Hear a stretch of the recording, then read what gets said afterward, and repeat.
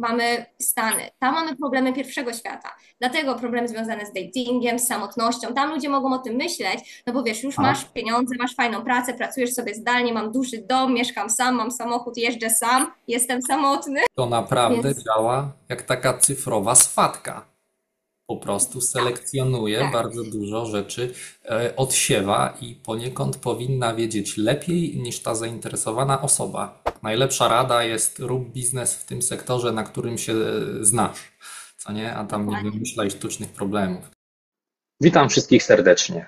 Tutaj Wojciech Regulski na kanale Past, Present and Future. Rozmawiamy o tym, co się dzieje obecnie w świecie technologii i jak technologia wpływa na biznes. Dyskutujemy również o tym, w którą stronę może się potoczyć jej dalszy rozwój i zastanawiamy się, jakie lekcje z historii wyciągnąć, żeby spróbować przewidzieć te kierunki rozwoju. Zapraszam serdecznie. Witamy na kanale Past, Present, Future. Dzisiaj naszym gościem jest Paulina Białek, founderka Frosty Wave i przedsiębiorczyni, można powiedzieć, międzynarodowa. Paulino, miło Cię gościć. Dziękuję serdecznie za zaproszenie. Cała przyjemność po naszej stronie. E, Paulino, tak zanim zaczniemy o Twoim biznesie, w ogóle jestem ciekaw Twojej historii. Jak to się stało, że weszłaś w biznes, zaczęłaś zakładać biznesy, podróżować po świecie? Opowiedz nam o tym więcej. Dobre pytanie, bo wiesz, ja zawsze właściwie robiłam jakieś biznesy, więc nawet w liceum miałam swój mini antykwariat. Później założyłam fundację, która była też fundacją międzynarodową wspierającą relacje polsko-azjatyckie, więc to też był taki duży krok w stronę przedsiębiorczości. No co prawda nie biznes, ale fundacja działa bardzo podobnie, bo też musisz pozyskać jakieś finansowanie, czy to granty, zbudować zespół, współpracować ze swoimi współzałożycielami. Więc bardzo, bardzo podobne do zakładania startupa, przynajmniej te pierwsze etapy. Później robiłam akceleratory, też budowałam akceleratory od zera. No i to też właściwie jest biznes, bo musisz znaleźć O, najpierw wow. klienta na taki A akcelerator. powiedz Tak? naszym słuchaczom, czym się zajmuje akcelerator? Ja trochę świat startupów znam, ale chyba nie wszyscy. To A? akceleratory, nasze akceleratory w szczególności zajmowały się pomocą startupów, pomaganiem startupom w ekspansji na rynki Azji Południowo-Wschodniej. Czyli mieliśmy startupy, które na przykład albo prowadziły już z sukcesem biznes w innych regionach na świecie, na przykład startupy w Europie Środkowo-Wschodniej i które były zainteresowane ekspansją na rynki azjatyckie. Okej, I my wtedy w tym programie pomagaliśmy im wejść na rynek azjatycki, czyli no tutaj też od strony formalnej założyć spółkę, zebrać jakieś finansowanie i generalnie też od strony operacyjnej, jak prowadzić taki biznes na rynkach, gdzie są nowi i jeszcze ich tak dobrze nie znają. Więc na tym były skupione nasze okej. programy. Albo generalnie na przedsiębiorcach, którzy nie mieli jeszcze biznesu, ale dopiero ten biznes chcieli założyć i też wtedy dołączali do takiego programu. No i my im pomagaliśmy założyć Dobra. biznes, znaleźć pierwszych inwestorów, czy nawet współzałożycieli do takiego biznesu. Okej. A to chyba dobra inspiracja, rzeczywiście szkoła nauki do własnego biznesu. O, E, bardzo dobra, bo no, przerobiłam tych startupów sporo w naszych programach akceleracyjnych i okej. zawsze tak, wiesz, myślałam, że no jakby fajnie jest komuś pomagać, ale dlaczego Chyba nie ciągnie założyć do własnego swojego. biznesu? No Tak, właśnie. dlaczego właśnie nie założyć własnego Dobrze. biznesu? Tym bardziej, że już to było na takim etapie, że i znałam dużo inwestorów wtedy i jakichś i partnerów i tak dalej, pomagając tym startupom w programie, więc na pewno było to dużo łatwiejsze z mojej perspektywy założenie takiego biznesu. Okej, dobrze. I czym zajmuje się właśnie Twój obecny biznes Frosty Wave? Jakbyś to nam przybliżyła? Więc tak, te akceleratory robiłam dla funduszu singapurskiego, więc już wtedy pracowałam w regionie Azji Południowo-Wschodniej ze startupami z całego świata, no ale które były zainteresowane Azją Południowo-Wschodnią. I tam później, dlatego mieszkając w Singapurze, tam zaczęłam zakładać moje pierwsze firmy. I pierwszym startupem, który założyłam, to była platforma dla monetyzacji dla influencerów, więc pomagaliśmy azjatyckim influencerom monetyzować ich fanbase, zarabiać pieniądze na ich kontencie, który tworzą. O, wow, Więc to rewelacja. był taki taki pierwszy pomysł. Trochę To te wtedy NFT współpracowaliśmy z i Creator gamerami. Economy, prawda? I Tak, blockchainy. tak, tak, tak. Dobra, Creator tak. Economy. Mieliśmy na początku gamerów, później mieliśmy bardziej Okej. takich lifestyle'owych influencerów. No ale generalnie właściwie ten biznes nas też zainspirował do tego, co robimy teraz, czyli tej aplikacji datingowej. No bo Okej. będąc w środowisku technologicznym i z drugiej strony współpracując z influencerami, zawsze słyszałam te pytania od kolegów, czy mogłabym ich zapoznać z tymi influencerkami. No Aha, dobre, dobre. Super. wiesz, bardzo, bardzo ładne dziewczyny. No i Wiem. oczywiście no, nie mogę tego zrobić, ponieważ z nimi pracuję, ale wtedy też przyszedł mi do głowy taki pomysł, że skoro oni mają problem z datingiem i w jakiś sposób te aplikacje datingowe nie działają, no to dlaczego my nie zrobilibyśmy takiej aplikacji właśnie dla takich mądrych, ambitnych, młodych mężczyzn, którzy już osiągają pierwsze sukcesy, i dla nich stworzyć taką aplikację, gdzie mogą połączyć się z dziewczynami, znaleźć dziewczynę czy przyszłą Okej. żonę. No to rzeczywiście najlepiej zaobserwować problem u źródła. A na jakim etapie jest już ten pomysł? Możesz się pochwalić jakimiś pierwszymi success story No twojego i nowego pomysłu biznesowego? jeszcze nie, ponieważ dopiero jesteśmy na etapie testowania i aplikacja będzie dostępna publicznie za 2-3 miesiące. To jest taki nasz timeline. Wiesz, w tym biznesie to jest wciąż biznes technologiczny. Technologia na Tak. pewno pomaga, ale kluczem są ludzie, jakość użytkowników na tej platformie, bo tutaj właśnie ten biznes się zaczyna i też tutaj upada. I Okej. dlaczego? Ponieważ wiesz, inne aplikacje datingowe nie obiecują rezultatów. One są zbudowane tak, że możesz sobie przesuwać te profile przez rok, z nikim się tam nie zmeczujesz, no ale wciąż na tych aplikacjach jesteś. My obiecujemy ci rezultaty, no bo ponieważ my Wow. używamy sztucznej inteligencji do Okej, meczowania okej. ludzi, więc ty masz jakby zagwarantowane, że te mecze dostaniesz na platformie. Więc w ogóle zanim zaczęliśmy budować tą aplikację i stronę technologiczną, to musieliśmy się zastanowić, jak w ogóle ściągnąć high value women czy high value men, jak to się ładnie obecnie nazywa, na tą platformę. Ponieważ jak Tak, później tak. użytkowników zmeczujemy, no to żeby byli zadowoleni, usatysfakcjonowani z tego, jak ta platforma działa i z tych meczy, które dostają. I dlatego na początku musieliśmy rozwinąć nasze kanały marketingowe przede wszystkim do dziewczyn, bo to jest problem innych aplikacji datingowych. Nawet na przykład Tak. Tinder mają tylko 30% kobiet na platformie, 70% mężczyzn, więc tu jest, no wiesz, no nie ma tej No, chyba równowagi. tak po prostu jest, że to częściej mężczyźni uganiają się za kobietami niż kobiety za mężczyznami. Takie jest moje doświadczenie życiowe, więc te statystyki mnie nie dziwią. Ale to super ciekawe rzeczywiście, bo to ja słyszałem o takich biznesach, jakby jak to się robi w Azji, że to jest połączenie technologii, internetu, ale takich też rzeczy bardzo down to the ground. Więc bardzo szanuję ten wysiłek rzeczywiście włożony w ten, jakby tam na ruszenie tych wszystkich waszych kontaktów, żeby ich namówić na tą platformę. A powiedz mi, jak bardzo tam sztuczna inteligencja ingeruje w to wszystko? W czym ona tam wam pomaga dokładnie? Oczywiście. Wiesz, to jest aplikacja, którą zbudowaliśmy, no tak jak powiedziałam, dla mądrych, ambitnych, już odnoszących pierwsze sukcesy mężczyzn.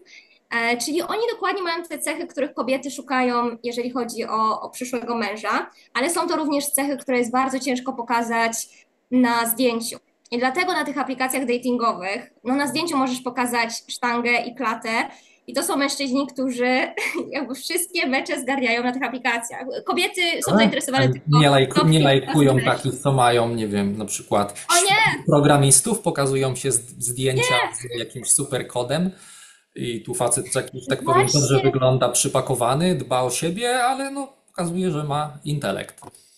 Chyba, że kłamie. wiesz, to jest też plus ta iluzja opcji na tych aplikacjach, gdzie dziewczyny są Okej, zarzucone taką ilością mężczyzn, że tylko patrzą na zdjęcie przez 6 sekund. Tyle zajmuje ludziom okej. popatrzenie na zdjęcie, swipe w prawo, w lewo. Więc Więc nie, zawsze kobiety, no to są generalnie statystyki, zainteresowane są Tak. dejtowaniem tych 5% najlepiej wyglądających mężczyzn na platformie. Oni dostają wszystkie mecze, no a reszta niekoniecznie. I wiesz, i Ale później kobiety spotykają się z tymi mężczyznami, uświadamiają sobie, że no może niekoniecznie to są mężczyźni albo najlepszy materiał na męża, okej, wracają na platformę i od nowa, więc te okej. platformy Czyli to, nie co działają mówisz, dobrze a ani to. dla mężczyzn, ani dla kobiet. To właśnie ciekawe, bo to, co mówisz, ja myślałem, no, że tutaj w internecie, że tak powiem, kobiety mogą być dużo bardziej wybredne, ale że to dla nich działa. Że no trochę, no panowie, wasz problem, panie sam zadowolone, dostały dostęp do bardzo dużej puli potencjalnie atrakcyjnych partnerów. A ty mówisz, że one dalej, pomimo tego, że z pozoru są, że tak powiem, dostają to, co chcą od razu, to dalej nie są z tego powodu szczęśliwe zazwyczaj. Nie są, ponieważ tych opcji jest za dużo, więc to powoduje, że Okej. jeżeli masz tyle opcji, wzrastają twoje oczekiwania. Więc kobietom też się zawsze Okej. wydaje, że wiesz, im dłużej swajpuję, no to wreszcie spotkam tego księcia z bajki. No i to Okej. jest już mamy tutaj takie Dobra. niedopasowanie też oczekiwań, A, iluzja niekończących się opcji, która też do tego prowadzi. dobra. No i Jak ten statystyki AI? też w sumie mówią, że kobiety mają większy problem ze znalezieniem partnera niż w drugą Okej. stronę. Okej. Więc, więc Dobra. To jak ten a AI jeżeli chodzi pomaga? To tak zapytam tak, to właśnie, nasz jak ten AI. Prawda. Więc w naszym przypadku najpierw my robimy w ogóle pre-screening zarówno mężczyzn, jak i kobiet, więc mężczyźni linkują swój LinkedIn, kobiety Instagram. No i robimy takie wstępną taką Proszę. preselekcję ludzi na platformie, a następnie AI na podstawie preferencji dwóch stron i Okej. oczekiwań dwóch stron, które są wyrażone w kwestionariuszu, które dwie strony wypełniają, meczuje tę osobę ze sobą, mężczyzn z kobietami. Okej. I mężczyźni otrzymują 10 meczy miesięcznie. I to są najlepsze możliwe mecze, które AI dla nich znalazło poprzez screenowaniu całej bazy kobiet, jaką mamy. No i tak samo oczywiście to działa w drugą stronę. Więc w naszym przypadku, na naszej platformie nie ma tej iluzji niekończących się opcji. No to są już najlepsze z możliwych To opcji, dobre które my narzędzie. dla Was wybraliśmy i Wy już powinniście teraz zainwestować swój czas i wysiłek w to, żeby te Aha. osoby lepiej poznać. To naprawdę Więc działa jak taka cyfrowa swatka. Po prostu tak, selekcjonuje tak. bardzo dużo rzeczy, odsiewa i poniekąd powinna wiedzieć lepiej niż ta zainteresowana osoba. Naprawdę. Tak, jeżeli chodzi o analizę danych, bo nawet jeżeli byśmy, no nie wiem, kobieta, czy no nikt nie jest w stanie przeanalizować powiedzmy miliona profili, no ile by nam to czasu zajęło, przejrzeć milion profili, przeczytać wszystkie opisy, to nie jest wykonalne, No ale nie. sztuczna inteligencja już może to zrobić, więc, Okej. e, więc, więc Super. tutaj, wiesz, to my nawet nie zastępujemy człowieka, my sprawiamy, że coś, co było wcześniej niemożliwe, teraz staje się możliwe. I te Fajnie. mecze mogą być też. To jest też ogromne zaoszczędzenie czasu. Naszym klientem są osoby ambitne, mężczyźni, którzy Tak, pracują, tak? My nie oczekujemy, że oni będą mieli czas siedzieć parę godzin na tej platformie. Za to też płacą te premium rozumiem. subskrypcje, które mamy, za to, że my im ten proces ułatwiamy. My dla nich selekcjonujemy te dziewczyny. Okej. Nie, ma sens, ma sens. A takie mnie nurtuje, można powiedzieć, nawet bardziej socjologiczne pytanie, no bo to mi się podoba, bo w pewnym sensie to, co robicie, jakby wraca do korzeni. Człowiekowi łatwiej było się O, odnaleźć, tak, gdy nie miał tak. tej iluzji obfitości, prawda? Ale ja się zastanawiam, jak AI z Twojej perspektywy, jesteś w tej branży, więc zakładam, no, znasz tu dużo statystyk, w ogóle wpływa na to właśnie, jak ludzie, czy to też. Wiemy, że wpływa w ten sposób, znaczy w ogóle technologia wpływa w ten sposób, że tutaj trochę ludzie cierpią przez iluzję obfitości, ale to słyszę, że wy rozwiązujecie ten problem. Ale jak to z Twoich obserwacji, na przykład AI może wpłynąć, nie wiem, na relacje między ludźmi, na to, w jaki sposób oni je zawierają, zakładając, że, no, że już tam zawierają, a nie jednak ich nie zawierają. W ogóle też super to podsumowałeś i to jest dokładnie to, na czym my bazujemy. Że wcześniej, w przeszłości i właśnie ja to widzę w Azji Południowo-Wschodniej. Tutaj ludzie, oczywiście aplikacje datingowe to jest wymysł Zachodu. Największe aplikacje datingowe powstały w Stanach Zjednoczonych, stamtąd się wywodzą, były zbudowane przez jakby to powiedzieć, przez ludzi zachodu dla ludzi zachodu. Tutaj w Azji Południowo-Wschodniej, oczywiście oni też używają aplikacji datingowych, ale niekoniecznie w kontekście szukania partnera życiowego. Raczej jakichś takich krótszych relacji, no tak tych zwanych Okej. powiedzmy hookupów. Natomiast jeżeli chodzi o szukanie partnera życiowego, wciąż to się odbywa w większości przypadków w tradycyjny sposób. I dlatego wydaje mi się, że tutaj ten problem samotności jest też dużo mniejszy, dużo łatwiej jest ludziom O, znaleźć drugą połówkę niż to jest w Stanach. Więc dokładnie, więc nasza platforma, no nie bardzo wierzymy, że można ciekawe. wrócić do korzeni i że nagle ludzie teraz będą spotykali się w kawiarni i tak dalej. To jest bardzo ciężkie, szczególnie, że Ale wiele chyba osób po pracuje maczu to zdalnie. się spotkają w końcu kiedyś. Czy nigdy? Tak, tak, ale mówię, że wiesz, że taki dating in person, like, jakby dużo influencerów do tego zachęca, ale wiesz Okej. też, na przykład dużo mężczyzn pracuje zdalnie, szczególnie nasi klienci, no, nie jeżdżą do pracy, nie mają takiej możliwości spotykania kobiet na co dzień, szczególnie w tych sektorach, gdzie są to sektory zdominowane przez mężczyzn, więc to jest też, więc wiesz, no Rozumiem. po prostu ciężko jest mieć ten dostęp do kobiet, dlatego my uważamy, że to musi być rozwiązane na poziomie aplikacji czy świata online, ale rozwiązane w mądry sposób, gdzie wiesz, gdzie to nie Okej. spowoduje takiego paradoksu wyboru, gdzie właściwie no nie jesteś w stanie podjąć decyzji, bo po prostu tych opcji jest za dużo. A to A ciekawy jeżeli paradoks, bo to taka obserwacja rzeczywiście, bo z tego co mówisz, to tak naprawdę to człowiek używa tej sztucznej inteligencji tak naprawdę, żeby relacja, na przykład te opcje wyboru były z powrotem jakby bardziej ludzkie. E, tak, że jakby to nie jest tak, że ta sztuczna inteligencja nas nagle ciągnie w jakiś zupełnie zwirtualizowany świat i dla nas to jest lepsze. E, może ciągnąć. nie, czy Wiesz, może, ale to chyba wtedy tak. klienci odejdą, nie będą szczęśliwi. No nie wiem, no chyba, że masz jakieś doświadczenia z tym Wiesz jeszcze co, inne. bo tak, bo mówimy o nawiązywaniu relacji, ale też samych relacjach ze sztuczną inteligencją i to są inne biznesy w podobnej branży, no bo też gdzieś tutaj Okej. próbujące rozwiązać ten problem samotności. Ja kiedyś byłam tego wielką fanką, w ogóle sama chciałam robić taki biznes, tworzenia takiego przyjaciela, no wiesz, AI frienda, z którym Okej, sobie możesz okej. porozmawiać i tak dalej. Rozmawiałam z wieloma samotnymi osobami, mężczyznami, i którzy na przykład mieli doświadczenie z używaniem tego typu aplikacji i praktycznie zawsze to nie była preferencja, to jest ostateczność dla tych ludzi, bo już są, O wiesz, już kurczę. dochodzą do takiego momentu, że już są tak zdesperowani, że no muszą z kimś porozmawiać, rozmawiam ze sztuczną inteligencją. I dlatego my się postanowiliśmy cofnąć krok O kurczę. wstecz, no bo prawdziwym problemem jest ten dating, tak? Nie mogą znaleźć Okej. partnera. Dlatego korzystają ze sztucznej inteligencji. Gdyby mieli, wiesz, dziewczynę, żonę i tak dalej, nie mieliby takiego problemu, nie czuliby się tak samotni. Więc dlatego dating jest Okej. dla nas tym O, biznesem, w którym my chcemy być i gdzie chcemy działać i ten problem, który chcemy rozumiem. rozwiązać. Wiesz, jeszcze tak jak Mhm. patrzysz z No, no. perspektywy biznesu, prawda? Ten AI friend, to jest AI companion, popularne biznesy, tylko wiesz, one targetują mężczyzn, no, którzy mają pieniądze, no bo oczywiście to są biznesy, które chcą zarobić. Czy mężczyzna, Tak. który ma pieniądze, to nie jest dobry materiał na męża? No ja uważam, że to jest dobry materiał na męża i on nie powinien mieć problemu ze znalezieniem żony, to Ja dlaczego też. robić z nich takich, wiesz? Ja też uznaję, że to też jest pewien, rzeczywiście, to jest pewne proxy dla skuteczności i zaradności życiowej, więc to wychodzę z założenia, że to jest to, czego partnerki szukają, więc no tak. Dokładnie, Oczywiście dokładnie. stanowi to pewną też barierę wejścia. No. A powstaje pytanie, czy można pomóc tym, którzy nie są tak zaradni życiowo.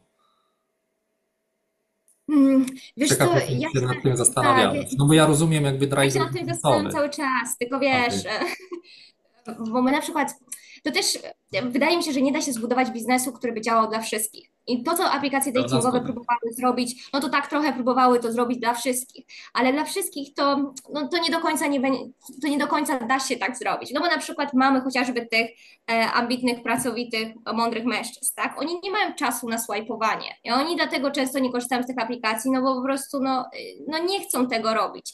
Więc jest masa mężczyzn, która ma czas i może to robić Okej. i będzie chętnie to robiła. Więc wiesz, wydaje mi się, że to też zawsze trzeba patrzeć jednak w jakiego klienta się celuje w tych biznesach i też to Okej. optymalizować pod klienta, bo no nie każde rozwiązanie Nie, dla każdego kupuję to. działa. Nie, ja kupuję. Jakby ja w ogóle bardziej to ciekaw byłem takiej obserwacji filozoficzno-socjologicznej.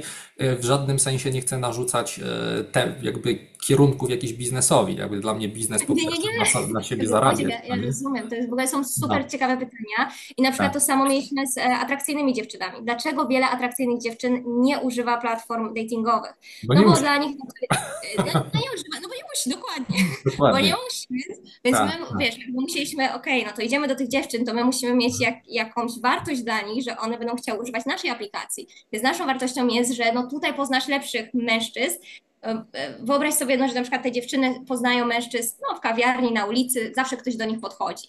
No do nas, u nas otrzymasz wiadomości od mężczyzn, którzy zostali wyselekcjonowani przez AI, czyli są z tobą kompatybilni, spełniają twoje oczekiwania, więc to nie jest jakiś tam random, który do ciebie, wiesz, podszedł na ulicy, więc to jest dla nich takie też value proposition, że wiesz, że już my robimy tą wstępną preselekcję i że ci mężczyźni, którzy do nich napiszą, że to dla tych dziewczyn nie jest strata czasu. Okej, okej. Powinni Nie, poświęcić im rozumiem. uwagę. Okej, nie, to jest dla mnie jasne, rzeczywiście. Jakby, tak jakbym miał inwestować, to brzmi jak, że tak powiem, To legitny inwestuję. pomysł biznesowy, ale nie mam. Ale niestety nie mam pieniędzy, więc i Rozumiem. nie pomogę finansowo. A może jakoś to nagranie nam rzeczywiście rozpromuje Twoje pomysły, bo to kurde super misja. Ale powiedz mi, jak to wygląda tak od strony w ogóle socjologicznej? Czy coś szczególnego właśnie w tym biznesie przyciągnęło Ciebie do Azji Południowo-Wschodniej? Bo wiem, że pracowałaś w Stanach, no, pracowałaś w Europie, a koniec końców no, trafiłaś tam tak jak rozumiem, czasem jesteś w Singapurze, czasem w Malezji. Więc skąd ten... Nie, w Stanach, czasem w Stanach i teraz myślę o tym, Okej. żeby się przeprowadzić do Stanów. Tak, w Azji Południowo-Wschodniej wciąż spędzam dużo czasu, bo to było tak, że pierwszy biznes był skierowany do tego regionu i działaliśmy na tym rynku, ale też wydaje mi się, że Azja Południowo-Wschodnia trochę pozwoliła mi spojrzeć nawet na ten problem datingu z innej perspektywy, bo wiesz, jak żyjesz na Okej. zachodzie, na przykład w Stanach, no to nie widzisz tych problemów, wydaje ci się okej, no nie możemy się zmeczować na tych platformach, te platformy działają tak, jak działają. No, może nie widzisz tych problemów, kiedy jesteś sam w tym problemie.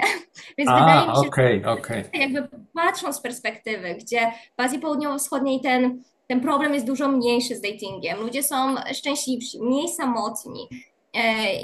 I kobiety inaczej też podchodzą do mężczyzn, innych troszeczkę rzeczy szukają w mężczyznach. Nie ma tej tak, więc wiesz, więc to wydaje mi się, że to było kluczowe, żeby spojrzeć na to takim trochę świeżym okiem. O, I to wow. samo nasz zespół, bo mam jakby dwóch co-founderów. Jeden jest Amerykaninem, ale drugi jest Azjatą. No Okej. ja powiedzmy reprezentuję Europę, więc mamy tak jakby zupełnie inne perspektywy, czasem na niektóre rzeczy, ale wydaje mi się, że to właśnie nam pomaga Ciekawe. budować ten zespół i budować go trochę inaczej niż te inne zespoły, które są zbudowane przez wiesz, tak jak aplikacje datingowe, przez Amerykanów, dla Rozumiem. Amerykanów. My w naszej aplikacji oczywiście skupiamy się na rynkach zachodnich jako klientach, bo tam jest problem z datingiem. My tego problemu nie widzimy tutaj, ale ta globalna perspektywa pomaga nam, wydaje Okej. mi się, dobrze to nawigować. Nie, to bardzo, kurde, to bardzo ciekawe, bo to rzeczywiście outsiderzy przyjechali do branży, na pewien sektor rynku. A ciekaw jestem w ogóle, jak to wygląda, jak wygląda szerszy kontekst tego, no ty masz startup datingowy, technologii, ale dalej technologiczny, a z twojego doświadczenia, jakie widzisz różnice w tym ekosystemie tam południowo-wschodnioazjatyckim w stosunku do tego, co się dzieje w Europie albo w USA? Em, tak, ja myślę, że są dwie główne różnice. Przede wszystkim ta kultura bycia startupowcem. W Stanach jakby ludzie są bardzo, szczególnie to młode pokolenie, są bardzo podekscytowani startupami, nowymi technologiami. Nawet teraz wróciłam ze Stanów, rozmawiałam ze znajomymi, wiesz, pokazują mi jakieś startupy kolegów, startupy kuzynów. Wszyscy są, bardzo tym żyją, jakieś, wiesz, nowe aplikacje, czytają książki.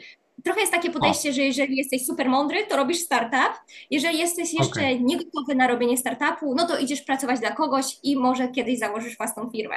Więc takie odniosłam wrażenie, że oni tak trochę do tego podchodzą, co jest super. I dlatego ta kultura Stany. startup, tak, w Stanach Taka jest Ameryka, naprawdę można powiedzieć. tak. Z kolei w Azji Południowo-Wschodniej nie ma aż takiego, jakby to powiedzieć, podekscytowania ze strony ludzi, ale rząd robi bardzo dużo w tym kierunku i to samo uczelnie. Na uczelniach są całe programy, jak zostać startupowcem, normalne roczne czy dwuroczne programy, gdzie wszystkie kursy są na tym skupione, na zakładaniu własnego biznesu, na nowych technologiach.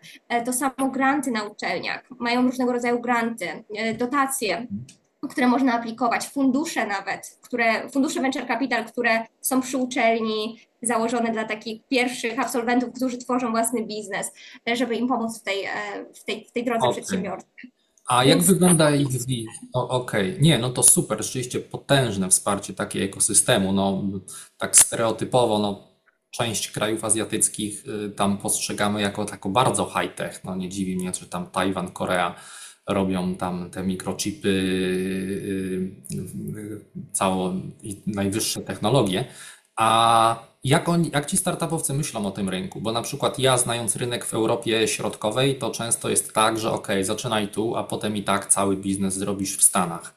Czy oni myślą w podobny sposób, czy oni zupełnie jakoś różnymi ścieżkami podążają, No i orientują? właśnie tutaj przechodzimy do drugiej różnicy, którą ja widzę pomiędzy tymi A? rynkami, a mianowicie sektory. No bo Okej. musisz popatrzeć, no okej, Singapur jest rynkiem rozwiniętym, no tam mamy trochę fintechu, ale przedsiębiorcy w Singapurze najczęściej skupiają się na całym regionie Azji Południowo-Wschodniej, więc już na krajach rozwijających się. Kraje rozwijające się, nawet jak popatrzysz na piramidę Maslowa, Tak. e, no to zaczynamy od podstawowych potrzeb, tak? I wciąż to widać tutaj w Azji. Na przykład sektor, jak to się nazywa, sektor żywieniowy, świeże powietrze, cały cleantech, O, wow, który wow. tutaj jest bardzo duży, ponieważ jest ogromna populacja, no z tym jest problem. Mobility, bardzo dużo biznesów konsumenckich. Tutaj są nawet fundusze, czy nawet statystyki unicornów, które mówią o tym, że większość unicornów w tym regionie to są biznesy konsumenckie.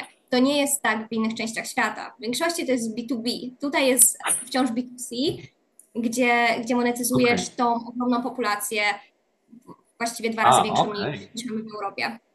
A, to Więc fajnie. tutaj ta różnica tych sektorów. Później, wiesz, przesuwamy się do rynków rozwiniętych. Mamy Stany. Tam mamy problemy pierwszego świata. Dlatego problemy związane z datingiem, z samotnością. Tam ludzie mogą o tym myśleć, no bo wiesz, już A, masz pieniądze, masz fajną pracę, pracujesz sobie zdalnie, mam duży dom, mieszkam sam, mam samochód, jeżdżę sam, jestem samotny, potrzebuję potrzebuję teraz dziewczyny, okej. nie mam dziewczyny, no to i wiesz, to jest takie trochę inne podejście do problemów i dlatego ja myślę, że Okej. nowi przedsiębiorcy w Europie, którzy myślą o kolejnym rynku, też muszą przede wszystkim patrzeć na sektory, jaki to jest sektor, no bo jeżeli chcą robić, no właśnie, Okej. jakieś tam aplikacje datingowe, no to Azja Południowo-Wschodnia moim zdaniem to nie jest dobry rynek. Nie ma jeszcze takiego purchasing power, takiej siły nabywczej. Lepszym rynkiem na pewno są na pewno Stany czy Europa Zachodnia. No Okej, więc wiesz, to też okej. trzeba patrzeć pod kątem problemów, które rozwiązujesz. Rozumiem, rozumiem. Ale nie, to ma dużo sensu to, co mówisz. Ale to tak, gdzie upatrujesz większego sukcesu swojej aplikacji i jej klienteli ostatecznie? W Azji Południowo-Wschodniej czy w Stanach? W Stanach. A, Zdecydowanie w Stanach, ponieważ wiesz, my targetujemy na razie sektor technologiczny, mężczyzn w sektorze technologicznym, tam jest ten problem bardzo duży, który my rozwiązujemy, ale też siła nabywcza jest dużo większa, więc no to jest taki nasz rynek docelowy. No i tam też te aplikacje datingowe są popularne i one nie działają i tam ten problem jest największy. Więc dlatego dla nas to jest rynek amerykański. To nie było tak okej. wcześniej, jak zaczynaliśmy robić te biznesy z influencerami, myśleliśmy o Azji Południowo-Wschodniej. No ale później jakby zaczęliśmy analizować to jeszcze raz. No nie, no Okej. to nie jest dla nas rynek, tutaj są inne problemy. Ludzie się skupiają na innych problemach niż problem samotności. To jest jakiś tam problem, ale 10 na liście, bo oni najpierw muszą pomyśleć o jedzeniu, o czystym powietrzu, o bardziej podstawowych potrzebach. Okej, to powiedziałbym, to taki mocny pivot w waszym przypadku, taki pivot. Ale ten pivot mnie E, cieszy, bo wiesz, ja na koniec dnia jestem z Europy i rozumiem tak, lepiej problemy ludzi, krajów rozwiniętych. czy nawet towarzystwo, w którym się obracam, czy sektor technologiczny, no to są ludzie, którzy już powiedzmy zarabiają jakieś pieniądze, mają jakieś pieniądze, mają trochę inne problemy. Ciężko byłoby mi na przykład teraz iść i rozmawiać z rolnikami i robić ten sektor, jakiś żywieniowy, rolniczy, no Pewnie. bo nie mam takiego doświadczenia. Nie, no to chyba tak jest. To jest jakby reguła z tego, co wiem w startupach. Najlepsza rada jest rób biznes w tym sektorze, na którym się znasz, co nie? A tam nie Dokładnie. wymyślaj sztucznych problemów. Ale tak jakby chciałem podsumować, to jakby pivotujesz bardziej z Pacyfiku i Azji Południowo-Wschodniej z powrotem na Stany i kierunki, powiedzmy, cywilizacji Nie, atlantyckiej. To nie tak sądziłam, nawiązuje że do innych sektorów. tak, nie sądziłam, że tak będzie, ale tak, tam wiesz, robisz biznes tam, gdzie jest na to potencjał No tak, i ale jest rynek. wiele opcji. Można zmienić model biznesowy, a można zmienić miejsce z biznesem, co nie? I widzę, że ty po prostu poszłeś w tą opcję bardziej drugą. Super, super. A to jakie cele na najbliższą przyszłość? Dobre pytanie. Więc, wiesz, skupiam się właściwie. To jest taki mój plan, czy też marzenie, zbudować wreszcie aplikację datingową, która wreszcie działa i z sukcesem łączy ludzi, trochę minimalizując ten problem samotności, z którym szczególnie młodzi ludzie się borykają. Więc to jest i zarówno i pasja, i cel.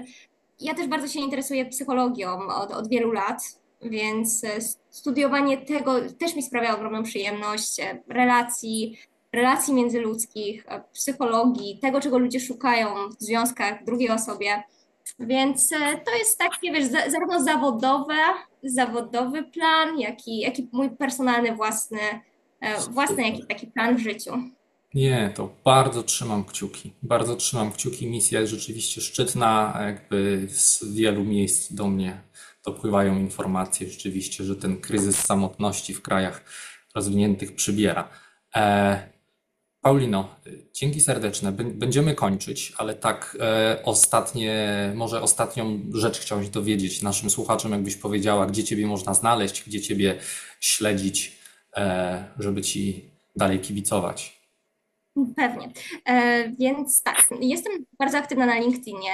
Lubię tę platformę. Możecie do mnie napisać.